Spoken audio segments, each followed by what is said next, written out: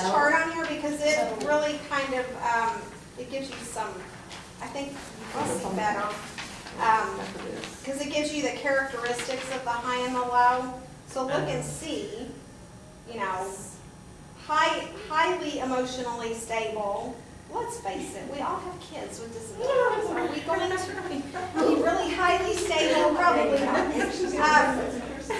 Stress. I think it's opposite. It has to be opposite. Yeah, because if you're scoring low, No, in neuroticism, it says you're anxious, depressed, insecure, susceptible to stress, which is opposite. Well, and I think they all play together though, you know, so that one thing Which is compensates for the other, you know. Active, assertive, excitable, yeah, because if social. it was like, my 94 and conscientious would be, I'm dependable, organized, persevering, and punctual. So it must be opposite. Wait, what? No, I am she almost. is. Yeah. So Yeah, she I'm got a not 94 disorganized. then. Or maybe just the explanation Yeah. is. yeah. It's summary. So, take that for whatever you want to take it for.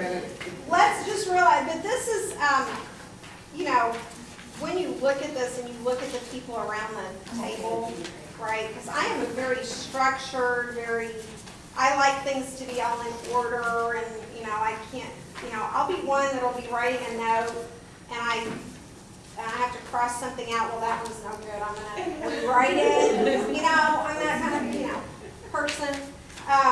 You know, I love spreadsheets, everything is in a spreadsheet, I know who's done what, you know, and some people are like, ew, no, spreadsheet, what's that? Spreadsheets, You well, know. send you mine? Yeah. So, you know, when I say, okay, you're gonna do all of these requirements, I've got a spreadsheet for that. You know, I know exactly what date, who completed what, who did what. But we have to realize that not everybody is like that, right? And so you're gonna have some people around the table who are gonna be the structured people in that art meeting usually. The administrators, right? That's why they are in that position, because they have that quality inherent in them if they're a good administrator. Who are going to be the nurturing, calming, you know, the teachers a lot of times that are in that position. We tend to do the things that fit our personality, hopefully, if we're good at them. Counselors that become administrators are usually the worst. They need to stick to what they do. So, anyhow, it's just interesting to look at the different, You need to take unstable off. I know. Because We're all unstable. yeah, a little unstable. Well, no, especially when you're talking about the emotional, when you're talking about somebody's children, you know, we're all invested. Of course. So, that's why I think it would be easier for me to help somebody when it's not my child. Right. So that I can find out what they need, and then I can say, okay, wait a minute, we need to take the emotion out of it, and this is what we need. Yep. Yes. And that's our role as a parent leader then. Well, that's Is what I do with my because, own kid. right. You know, well, my husband does that, he goes, okay, I'm Yeah. gonna take the emotion out of it and write everything that you want. Right. Yeah, and we can't do that when it's our own child, but we can help another parent do that. So that's where we come in as that support person, to do that for them. I have to back up. Okay, it's not what you say, but how you say it. You think that's true? Yes. Yeah. Tone of voice. Tone of voice. Tone and inflection is unique to humans, and with it, there is intent. So intent is communicated. We have a module that we do, a training that is just on communication skills, and it talks about that, the nonverbal communications. We're going to look at body language in a minute. Body language communicates a lot, doesn't it? And when you understand the body language, when you understand, you know, it's really, that's why it's hard to communicate effectively in emails and in writing sometimes, because the intent doesn't come across because you don't have the tone of voice with it, right? And so sometimes it's good to, you know, when you're angry and, oh, I'm going to write this email, and then put it in the drafts. Don't don't send it. Or send it to, I have a friend that would send it to me and go, does this sound too, you know? And I'd be like, yeah, you might want to reword this, or no, it sounds good. Yeah, they need to hear that, or something. But you don't always get that in the inflection. Passive-aggressive people are masters of the tone and inflection thing, right? So an example of that would be, hey, nice sweater. Oh, I really like your sweater. Or, nice sweater. Right? I mean, just the way you say something and the way that you change your tone of voice gives a different meaning to it. So we have to remember that. And again, when it's our child, it's different than it is when it's another person's child, right? We're not the emotionally invested one then, so we can be that voice of reason, hopefully. So what is your communication style? Did anybody get to do the communication style inventory? And if you didn't get it, I have some extras. It didn't outline you good? Well, no, I have 14, but I mean, the reality is that it depends on the situation. Yeah. On those. And I can't say mostly, it really does depend on the situation. Did anybody not get? Okay. You do? Yeah, I just opened it. No, that's fine. Yes. I live with you. No, I But you don't get know. to I So what did you guys? I'll just pick some of it. This is just a fun little thing, but when you did this, and then when you read it, did it match your, no? Or did it for you? Yeah, it sure did on the analyzer. Okay. It did match, it matched mine to a T, because I came up as, what did I come up as? Analyzer, thinker, remember, spreadsheet, queen, sticking out queen, yeah. And so when I read that, I'm like, values accuracy, yep, plans thoroughly, yep, yep, works alone, yeah, organized, you know. So it's just kind of fun to, again, what is the communication style? Everybody communicates a little bit differently. And so if we realize that around the art table, maybe we have to phrase something a little bit differently for that person that doesn't quite understand and communicate the same way we do. All right? So it just all has to do with how do you communicate. So so spot on with some people, it wasn't spot on with you, huh? Which one do you think you are? What did it I come up don't know as? what I am. It came up as a relator supporter or supporter relator. Yeah, And that's not you. I don't really think so. No, but her communication style is that. Is that? Like we were getting ready for a party last week and my husband was washing the walls, which in a girl's world, why are you washing walls? No one's gonna go, oh my gosh, your walls are so clean. You're gonna get the big furniture moved and clean. And he's washing walls. I said, well, did you say something? She says, heck no. So She know my father. she will think it, but she's not going to express it. So that's definitely her communication style. You think she's an angel when, in her mind, like, okay, off a cliff, and, you know, but that's definitely her communication style. Maybe it's my head. I just And she has a friend that she absolutely cannot stand to be around. But when the friend comes around, she says, oh, hi, how are you? Because she's stuck to me like a burr. I can't get rid of her.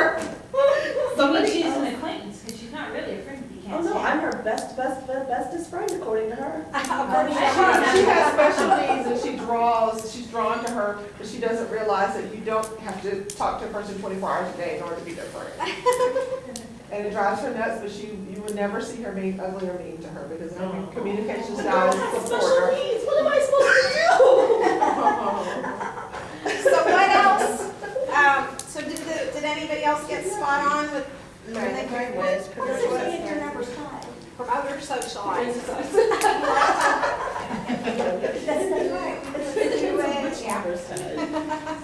Optimist. Good. So that's just a fun little way to figure out your communication style and others around the table.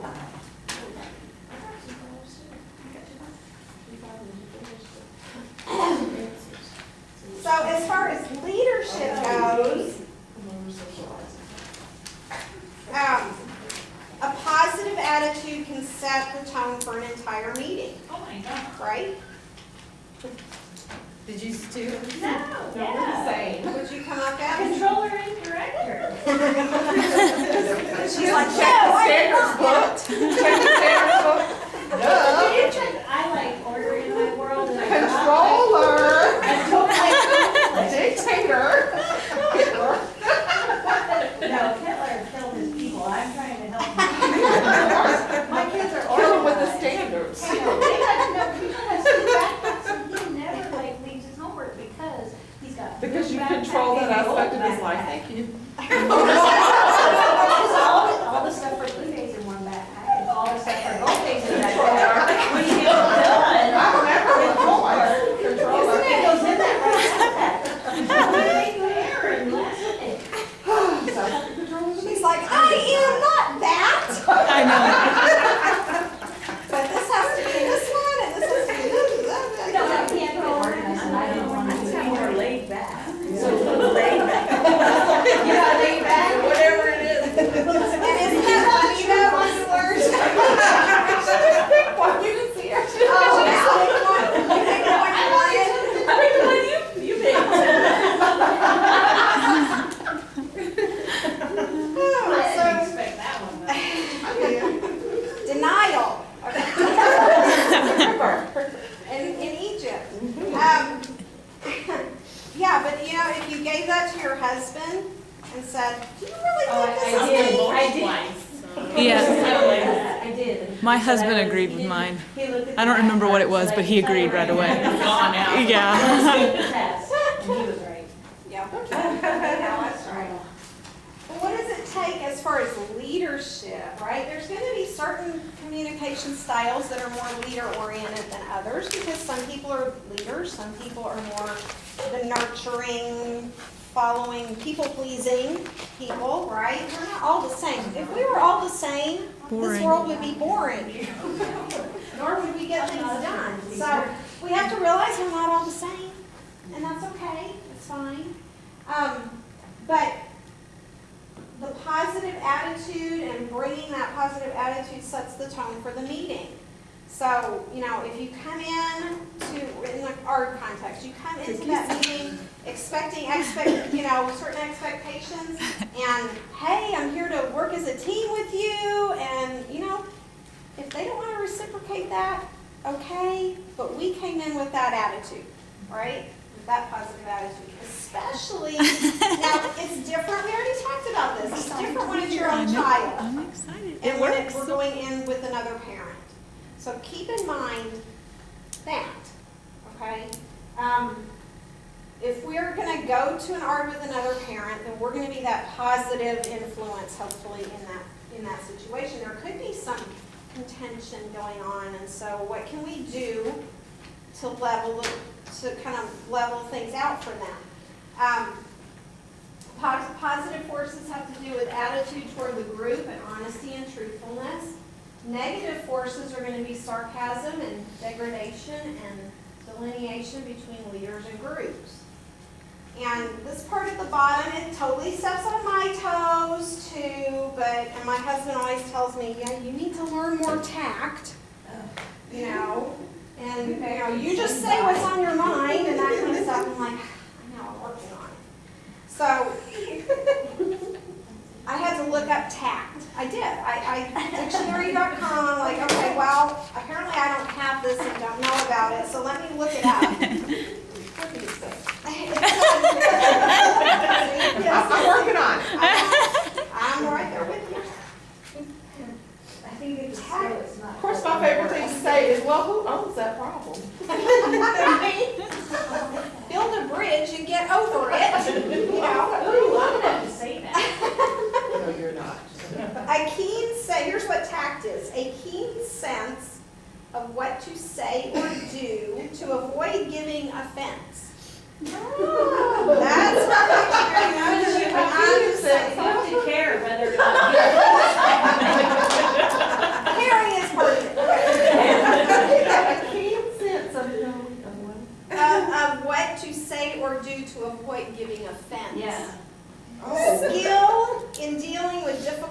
delicate situations. That's a skill you have to develop sometimes, right? You do. I think, for me, the takeaway from that was, and I've had to practice this in, sometimes you have a family member, when you marry into a family, right, you get that whole family, and you don't always get to choose the family you marry, and so, I've had to learn over the years, I've been married 20 years now, but have had to learn over the years to stop and think before I speak, because that has gotten me into a lot of trouble over the years. And so I think that's really what tact is really stopping and thinking before we launch into the communication. Because sometimes it might keep us from, or delicately wording it differently. I've had to learn that too. My Does that make son, sense? because I like communicating in writing, and so I'll send emails. And so by the end of the day, he'll say, "Mom, did you send another strongly worded email?" I said, "Why do you call them strongly worded emails?" And he says, "Mama," because he's good at saying that. And they're not strongly worded, but I've worked for the military for like 20 years. I worked in early childhood for 20 years. I'm not a blue, warm, loving, fuzzy personality. I don't know if you get that, but I'm not. And Army has an acronym called BLUF, bottom line up front. So whenever I communicate, I put my bottom line up front. This is what has occurred, and this is what I want as a result of this occurrence, and here are all the supporting elements. Except for I say, "Good afternoon, how are you doing, blah, blah, blah," before that. That's why, and that's not what comes out of my mouth. So my email style is better. So I learned the compliment sandwich as a teacher. See, that's why we're doing. We had the compliment sandwich, the nice thing. Thank you for doing this. Here's what I want, and thank you again. We don't have bluff in the teacher world. So, Yeah. just cut to the chase. Just get to the get to the point of it, right? Is that what that means? bottom line up front, BLUF. Bottom line. And don't put a whole bunch of words and sugary sweet stuff. You just say what you got to say. But if you do have a large vocabulary, then you can make your email sound really good without having to. Or you get like my sister, I have to pull out a dictionary to read a text message. What the heck was that? That's where all the smiley faces come in. Yeah. So you say something really bluntly, and then with a smiley face, it's okay after that, right? I look forward to your prompt attention to this email. Yes, please reply within the next 5 business days. Yes, Well, that's what I do. allow you to stop before you send it, read over it, because you can't take back the stuff that comes out of your mouth. Right. Yeah, or have somebody else, if it is something that is a very contentious situation, have somebody else read it and. Someone not like you. Yeah, I don't see how exactly. Yeah, somebody that's exactly Like, what are you sending now? because I would be like, yes, and you should say more. Because we would have a whole side conversation going, this is what I really want to say. Yeah, but if you're taking them to school, they're not going to help you. This is true. Or they're so afraid of you, they just go, whatever you say. People to the army. Yes, or they talk behind your back too, Yeah. and then get virgin for the next year But too. I took an advocate to like a couple of meetings before I kind of learned how to navigate it myself. And the counselor was shaking. What the heck is wrong with her? Does she have a nervous condition or something? She was afraid. And then after that, I said, I don't need an advocate anymore. Just need to show up. And then I'll say, do I need to bring my advocate back? And somehow in high school, they already knew who I was. And I never had to take anyone else. I don't know how they knew me. But I walked through the hallway, they say, hey, Miss McCarter. She's here. She's here, ready to play. Yeah, red flag Karen. I think we probably all are red flag parents. I think so. Brenda, the extension cord's mine too. Okay, So, all of that. hey guys, I'm sorry I have to leave. I don't have anybody else to pick my little one up. We They understand. charge you like $10 after 5 minutes late, Yes. and then 15, Oh, and then please, 20, you and know, so. we do too.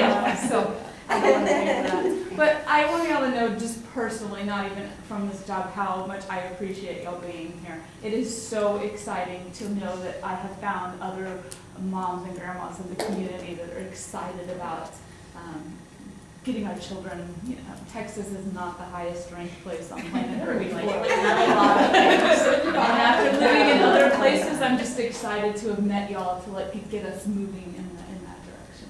So, thank you so much. Thank you. Bye. Kim, yes, just call me or whatever. Yeah, I'll call you and then we'll come by and Yeah, get it. 'cause I'm staying tonight too. Okay, well, I'll probably get the kids and just come straight over here with them, okay? That's fine. All right, bye. Yes, and we need all the partners we can get. So that's another, benefit of this leadership program is that you can partner with Kim and help her help other parents, Okay, so I guess, we've beaten tact to death now and determined whether or not we have that. Some are better than others at it. But it's something that we can learn, I think, and it's if you want to, right? You guys can, I believe. I think for somebody else, personally. I am her partner. Let's talk about, just for a few minutes, about the difference between assertiveness, aggressiveness, and passiveness. Assertiveness is a manner of behaving that communicates respect for others as well as commands respect for yourself. So there is a difference between being assertive and being aggressive. And it comes back down to how you word and phrase things, to your tone of voice, to all of that, right? Aggressiveness is a behavior where one expresses themselves without regard or respect for needs, rights, and feelings of others.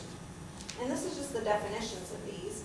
And then passiveness is giving up your own rights, needs, and wants to please others. Assertiveness is the goal, not the aggressiveness as a leader. Because what happens when aggressiveness is there? What do the other people do? They shut down. They shut down. Yeah, they'll shut down. They'll be shaking in their shoes. They'll be. They will get defensive. They won't want to agree. Right. They'll make it Yes. harder. Yes. All of those things. But Yeah, they bring that along. and we have discovered this, right? As parents in this process, what happens, and I've heard this said all around the table today, the more that you know about what they know, right? The more that we know about this and this, the more that we know, the more we can work together with them. And we don't feel like they're just going, okay, here, this is what we want to do here, just sign this, right? Because what happens when that goes on? Well, then things aren't going right for our child, and then we get upset at the school, or we're frustrated, and our frustration comes out, and maybe in negative ways and things like that. So there really is, I don't know if you've noticed, but there really is a measure of respect for you as a parent. I mean, I've experienced that myself, where they know that I'm there in the best interest of my child, and they know that I know what is supposed to be in place, and that I'm not there to go against them. I'm there to work with them. This is my son. Yes, I'm emotionally invested, and I know what is supposed to happen, and so let's work together to make that happen. And come across that way. Has it always been that way? I had, talk about line in the sand, coming up on transition with my son, and I already mentioned that we do not have a transition coordinator in our co-op anymore. They got rid of that, and so I started meeting with them well in advance of him turning 14. He was 13, he was in 7th grade, and we'd be turning 14 in June after 7th grade, and so I knew that at that ARD, we're gonna start talking about transition. So I went to them and I said, okay, all right, great, what do we do for transition in this school district? How does this work? Because I don't know anything about transition. What do we do? And they didn't have the answers. This is the school personnel that are supposed to be doing this. So I was like, okay. So I started learning more about transition, going to workshops, going to conferences, or doing what we all do when we get to that stage. You're not an expert in that stage till you get to it, right? So I didn't know a whole lot, even in my position, even in all the stuff I've been doing and the presentations I've done. Well, I know what the law says, but what is it really supposed to look like? How is it really going to work for my child? So I knew that an assessment would be a good idea, because how do I know? I know what he's interested in, but my whole hang-up was, what is he going to be good at? Because it's one thing to be he's interested in a whole lot of things. He's an expert on World War II planes. He's an expert on Herbie the Love Bug. He knows everything there is to know about the Titanic. I mean, he's got all kinds of wide, varying interests and things. But what would he be good at as a job? What would he enjoy? We all face that dilemma. The person that did the museum thing in the World War II museum. No a kidding. leader. Right. The person that leads the people around. There you go. Yeah, tour guide. Exactly. But is that what he would love to do? So I was like, okay, well, I know there's assessments out there. Let's do an assessment. Where's my thing? I know I put it in here. So here's the 7th grade assessment for transition to plan his program. This is it. This is their 7th grade assessment. Yep, yep, that's what I said when I looked at it. It's called What's My Bag? When she gave this to me, I thought she was joking. They were dead serious. This was not a joke. Let me read it. Because when I started talking about this, I was like, because this goes back to the line in the sand thing and aggressiveness and everything. Okay, so he had to go through and check this off himself. What's my bag? You have to check off which do you like. Have a job you can get when you finish high school, or have a job that requires college. Which one do you want? He has to check it. Work indoors or work outdoors. This is their assessment, by the way. Okay. Work alone or work with other people. Work with your hands or work with your mind. Work in the daytime, work at night. And it goes on like that. Okay, so there's about, 15 little questions like that. And then at the bottom, look carefully at the choices you have made. Think of 3 jobs you would like to do or have one day that interest you. And he put tractor driver, race car driver, farmhand. Okay, well, we're an agriculture family, and driving has to do with all that. Yet, will he do his driver's ed? No. Okay, so it really wasn't realistic. So this is our assessment. I'm like, really, you're joking, right? Okay, so I let it ride because I was 7th grade. And I knew that 8th grade, okay, we're going to really, because we need to know what direction he's going when he gets into high school, right? Because now we've got endorsements, and we got to figure out, are we college bound, or what are we doing? So we get to the 8th grade one, and he was doing, in 8th grade, they were doing they were doing a career class that they had put in place for all 8th graders, and part of that was going to be a career assessment. I was like, oh, great, well, we'll just tie that in to his art. So, well, guess what? By the time his art was in March, they hadn't done that part yet. So she just went in and went on the internet and pulled any old interest inventory, which was more of the same of this, but it was 40 questions this time. And this time we came up with, based on this one, law, public safety, and security, probably because of his interest in all things military, right? And his deep interest in World War II and military and planes and all that stuff. That's probably where that came out of. But when he looked at that and we said, this is the career cluster that it indicates that you would be interested in, his answer was, what? No. And I went, okay, so this was all they were going to do.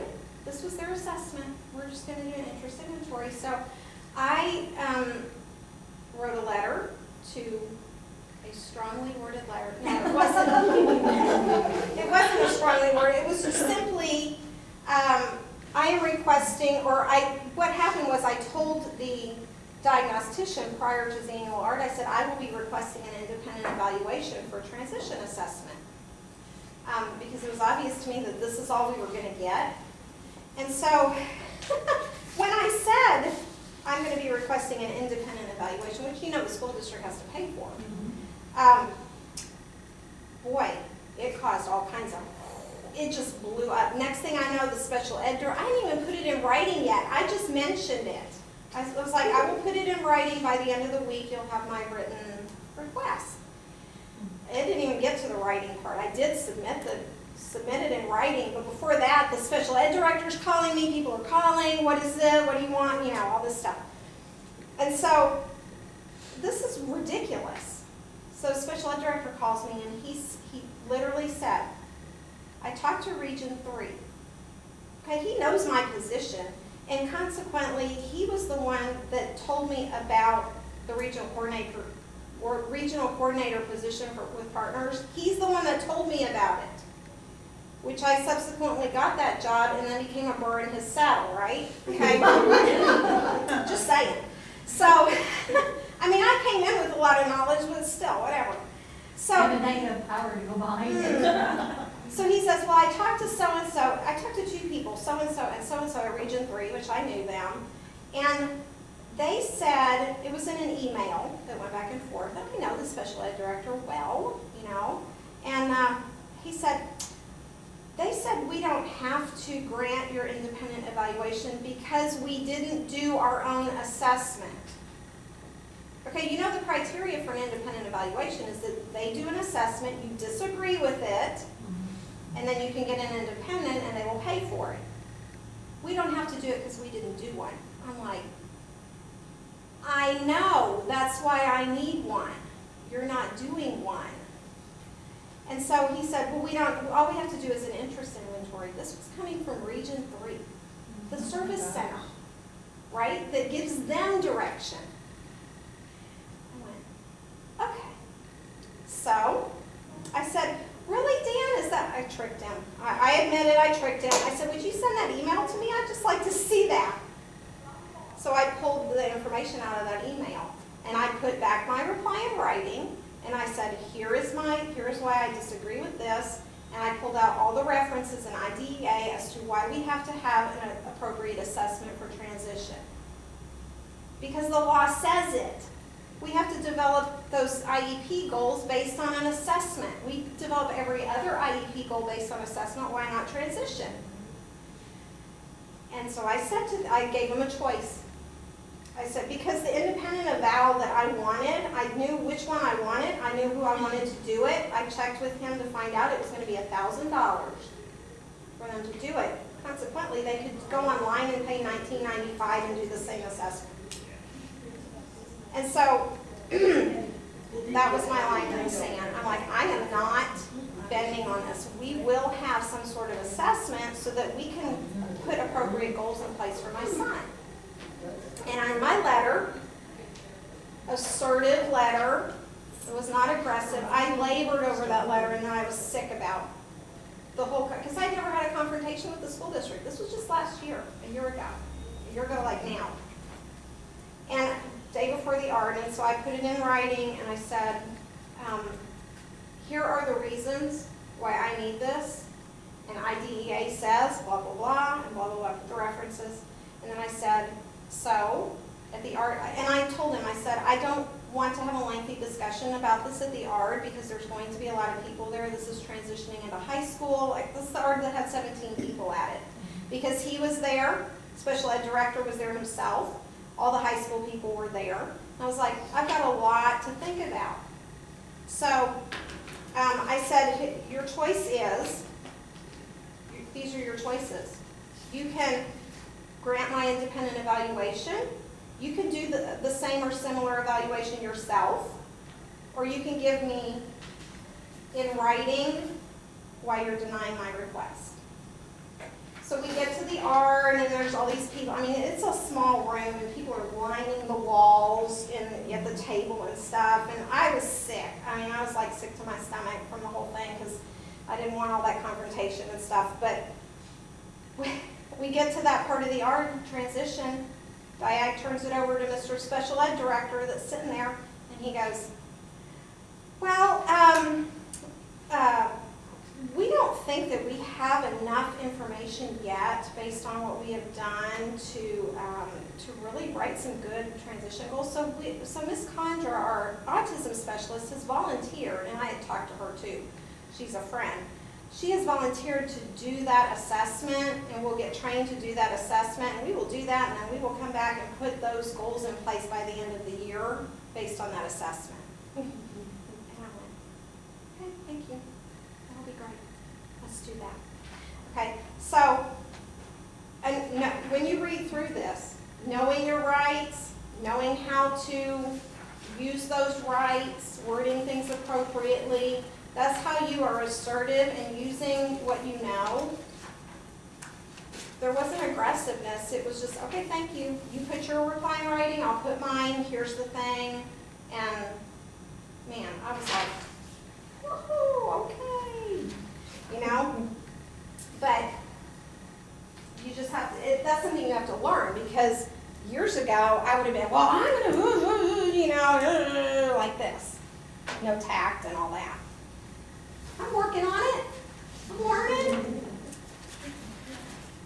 Okay.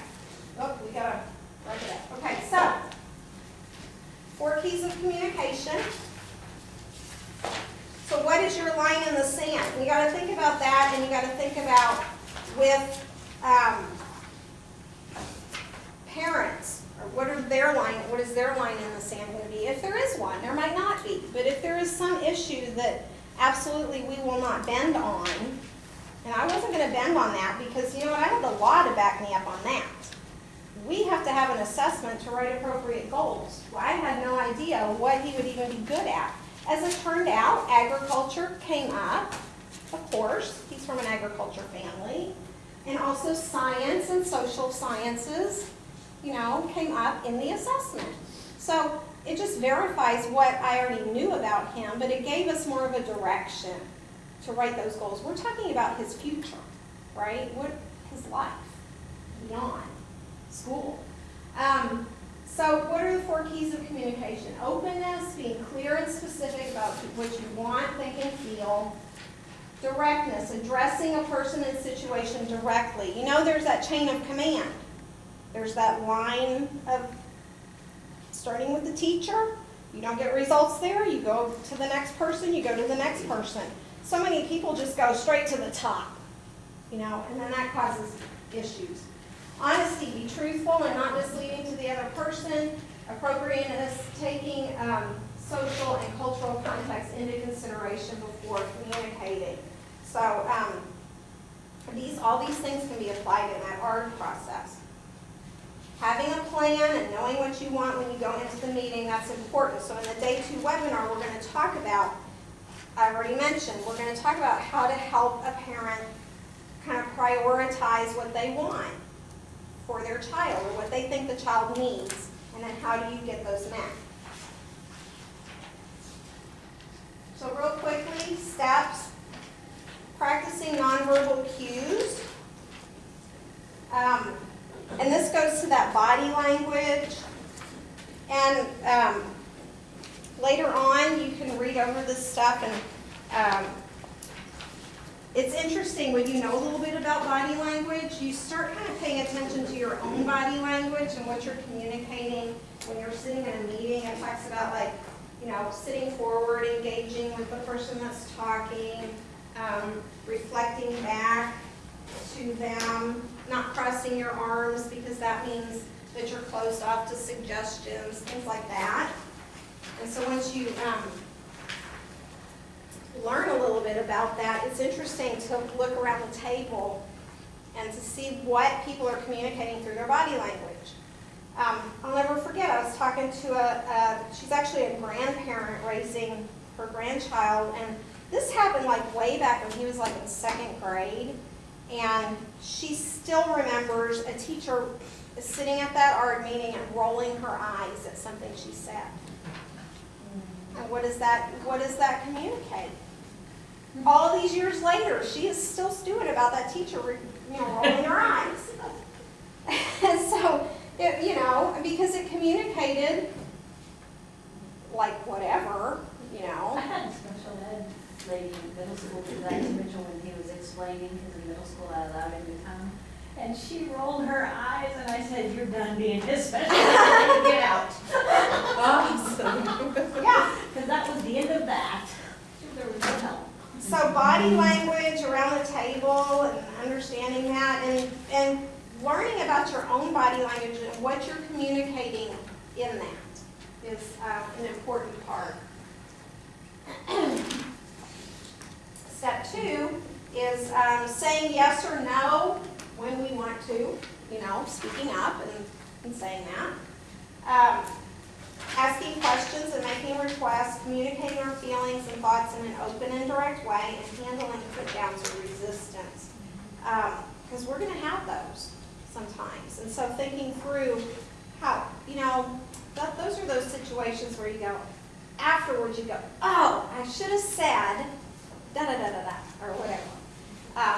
But sometimes you're just with it and you can't think of what you're supposed to Did do. you notice that people that are much younger than us don't have eye contact anymore?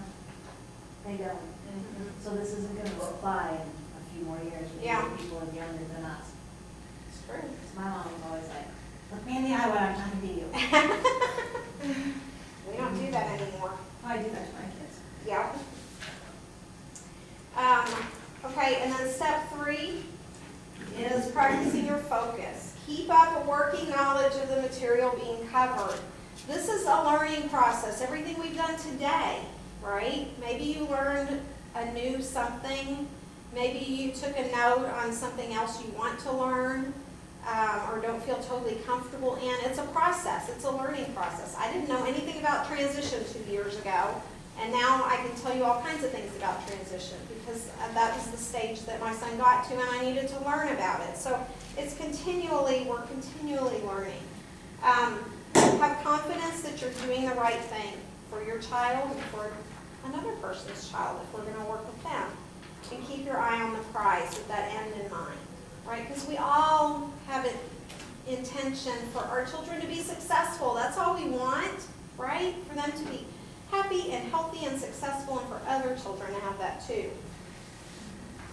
Let me mention that, again, these adult learning principles, because our brains aren't young and flexible anymore, I'm just saying, that if you will review this within the next 24 hours, you will retain it a little bit better because about 60% of what we talked about will be gone. Don't forget to register for the for the online trainings. As soon as you can just go on there and register, and then she'll send you the information. If you're nervous about the whole thing about, I don't know if I can attend an art with another parent, I just don't know enough about that, I look at that as a learning experience every time I go. Even if I'm there just to support the person, because no two arts are the same. And I'm going to pick up some skill or something that's going to help me when I advocate for my own child. And so it's just part of that learning experience. And you can always say, I don't know right now, but let me look into that, or let me research that, or let me see who I can contact to figure that out, or whatever. Do the best with what you have, and no one's an expert in all the things on this process, because it is a complicated process, right? 700 and something regulations. Keep the end in mind, and it doesn't matter what you did before this point, but what are you going to do now, going forward? Leadership is the capacity to translate vision into reality. And what is the vision for that other person's child? What is their vision? How can you help move them forward? So we talked about leadership, what it is, Things to remember about assertiveness and aggressiveness, how to communicate, how communication and body language are key, and what the results can be. There's two little things here, and I know you're going to want to read over them, so there is time, a little time. There's two forms I'm going to give you, and if you want to sign them and give them to me now, that's great, because then I don't have to try and track them down from you later. It's our parent leadership agreement and the creative behavior for staff and volunteers. This is something company-wide that we do, everybody that works for partners and volunteers for partners. But it's just about, dressing and acting professionally. If you're going to represent yourself as a volunteer for partners, then, you're supposed to adhere to that. And the guidelines for parent leaders. This just says, this is the requirements, this is the responsibilities, there's no monetary compensation, you're doing this as a volunteer, blah, blah, blah, all that kind of stuff. So this is the stuff that I'm supposed to, why don't you just take one and pass it down? How about that? I'll be a teacher. Do that. And do we sign this before we leave? You can sign it before you leave. That way I don't have to try and track it down, and you don't have to figure out how to get it to me and everything. And then I'll have it once you finish the requirements. I just put those in a binder and keep them. They don't go anywhere really. It's just to protect us and to protect you in that capacity. It's- Be able to run the white doors. Wear it anyways, but.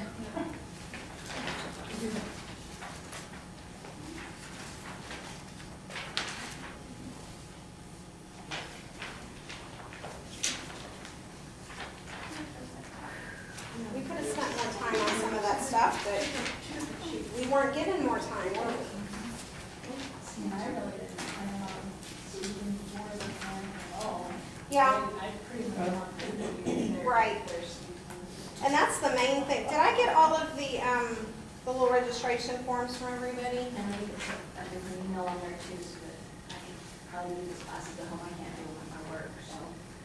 But my work email is the easiest. But you- Yeah. That's, if you want to get over it, that's where you get me, but I'm going to teach classes at 3:07. Okay. Oh.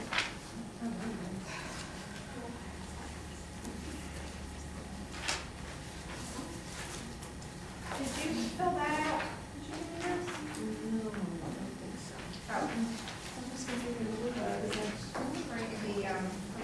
The information sheet. I don't think I did. If I trip, I'm gonna be on insurance. You came in after I, you have it somewhere? It's gonna be my suggestion. Okay. Hard and like, class clocks, have lines. Plenty of time. I got to 4:30 and I can get to the school by 5.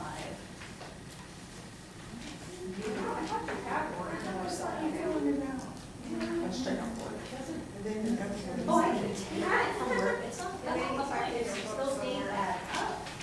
But do you know, most of the things I have is, did you try to go back to your class? You only allotted the 45 minutes. Yeah, no, that's why it's like, that's why I was at 5 o'clock, because we have all the time in the world.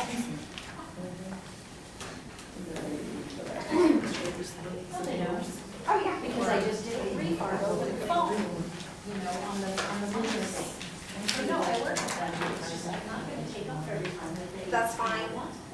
Yeah. If whatever you, I will do it volunteer. Or whatever. If I do that, at least we'll find someone else. Yeah, absolutely. But not as a representative or partner. Yes. Okay. So, yes. I mean, if it's somebody that's on your caseload, that's kind of separate. I mean, you're gonna use the same information, but not represent yourself as being a volunteer. Yeah. Thank you, guys. Okay. So, I just wanna circle back just real quick, because they're gonna come in and start yelling at us again. They started locking up, actually. Okay. That was the bathroom. Locking? Oh, God, I Yes. need to go use the bathroom. You're locking the potty? Just No, they're real just looking quickly, based on our positives and challenges, did we learn anything over the past couple hours that might help with some of those? Understanding the language, what were our things? Parents knowing that they're part of the team and helping to move the process forward, hopefully. Now, I have a question. Yes, I might. And these will be in your, It'll be in the final thing. yes. You'll get Partners, that's a partner, yes. Partners, can we take two? yeah. Cool. Because I normally. They team up on us, let's team up on them.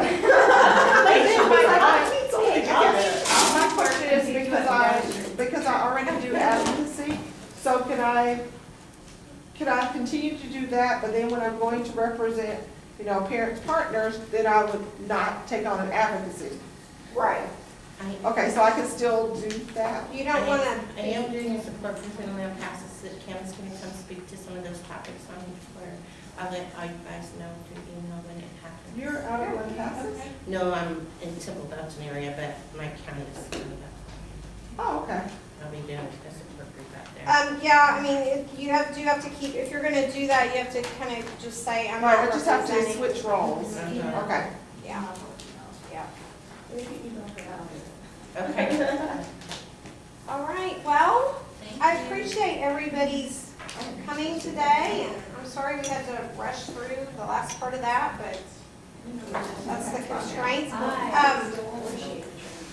So I will be in touch, and I will start not harassing you with emails, but I'll send you some reminders and say, hey, are you doing your online courses, and are you gonna do the webinar? Do the online courses, but I won't be doing the webinars until they're ready. All right, that's fine. My boss will work, he doesn't work. Yeah.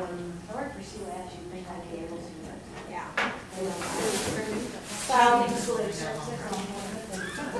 And to get the access to the webinars, you need to send me at least one of those online certificates. And then I can send you the access.